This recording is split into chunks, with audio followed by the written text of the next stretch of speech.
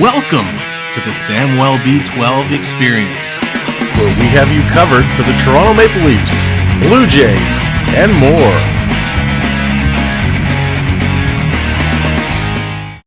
Hey, what's up, everybody? Welcome to the show. There's so much to talk about.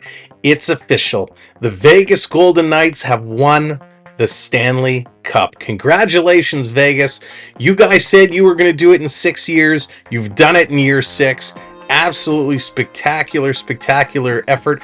Coach Cassidy, you did it as well. You came in almost a year ago and you said, hey, you're going to make it happen. You made it happen. So congratulations to the Vegas Golden Knights. With the Stanley Cup officially in the books, it's time for us to switch gears, and we are going to bring you all the updates on what's going on in the world of hockey as we head into the summer. The offseason is now among us. Coming up, the end of this month is draft day, followed by free agent frenzy, and then into the dark days of summer as we wait for hockey to come back. But we will have all your news coverage. So let's break down. There's so many things to talk about that's happened over this past couple of days. So let's talk about the Ottawa Senators. Let's kick off today. The Ottawa Senators, we know they've been up for sale. There's been rumors in the air. Will it be Snoop Dogg? Will it be Ryan Reynolds? Who is it going to be? And while the dust has settled, it is finally out. Toronto billionaire Michael Andlauer has come through with the winning bid to purchase the Ottawa Senators. Early reports are suggesting the final purchase price is just shy of $1 billion. That's right, with a B, $1 billion. Now, Michael is currently part owner of the Montreal Canadiens. He's a minority owner there, so he's going to be selling off his shares of the Canadiens, and he's going to be taking over the Ottawa Senators. So it's nice to see he's got a little bit of NHL ownership experience. Not only that, he does own the OHL Bulldogs franchise, so Michael Andlauer has a little bit of experience when it comes to hockey, and hopefully he's going to do good things with the Ottawa Senators.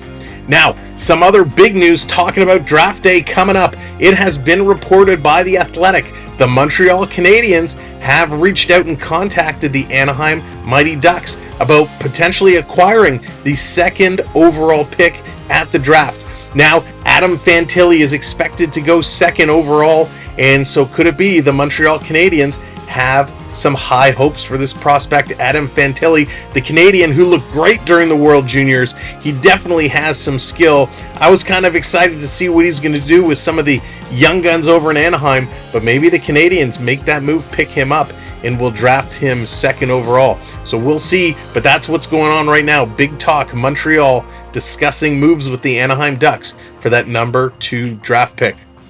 Talking to some administrative moves, some front office moves. We all know Kyle Dubas has moved over to the Pittsburgh Penguins and taken over the hockey operations. Well, it was just announced Jason Spezza, who is his assistant, his go-to, his right-hand man in Toronto, has now also been assigned the assistant GM role for the Pittsburgh Penguins.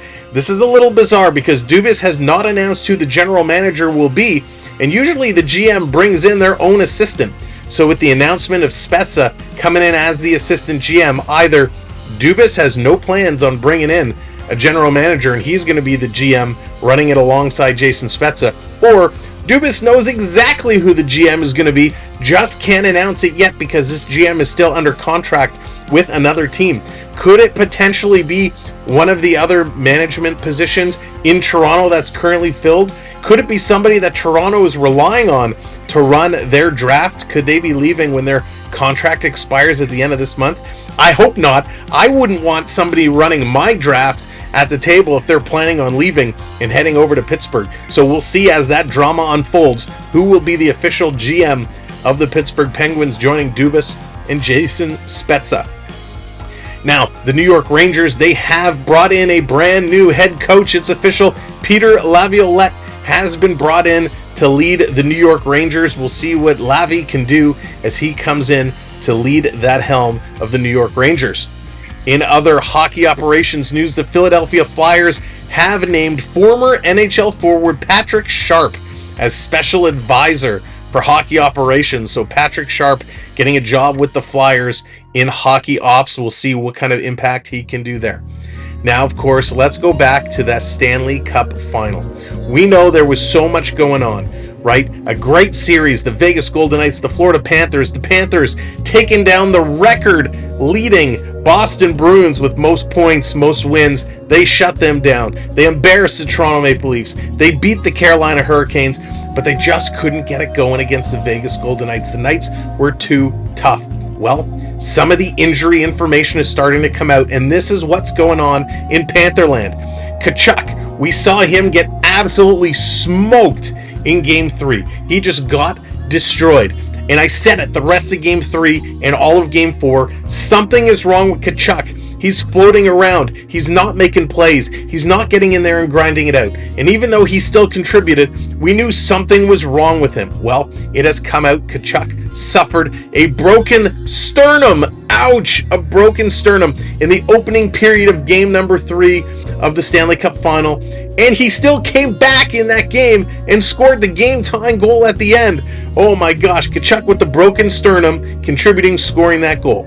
Now, he did play very limited minutes in Game 4, and he could not suit up in Game 5. The pain was just too tall for Tkachuk. But a broken sternum, ouch. Coach Paul Maurice confirmed.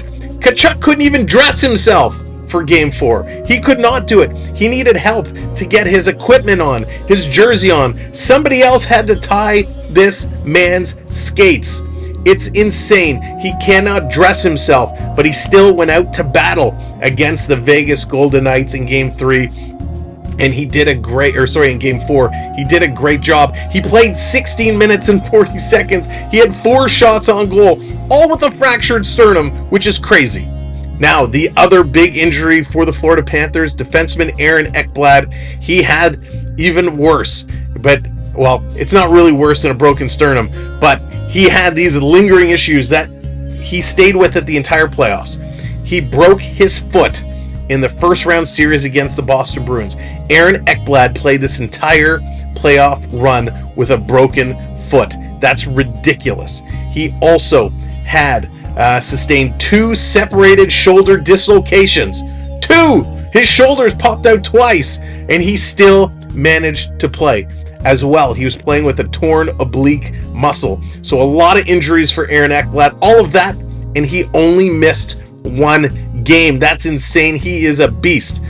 Last but not least, Raku Gudas, we all love to hate him. Gudas, he suffered a high ankle sprain during the Stanley Cup final. It's said it's about a 6-week rehab injury. Gudas only missed 1 period of play. Man, that is hard. A high ankle sprain, a broken foot, torn oblique, dislocated shoulders, fractured sternum. Man, these guys are warriors. And of course, Sam Bennett, Brandon Montour also were playing very hurt. Their injuries were not released.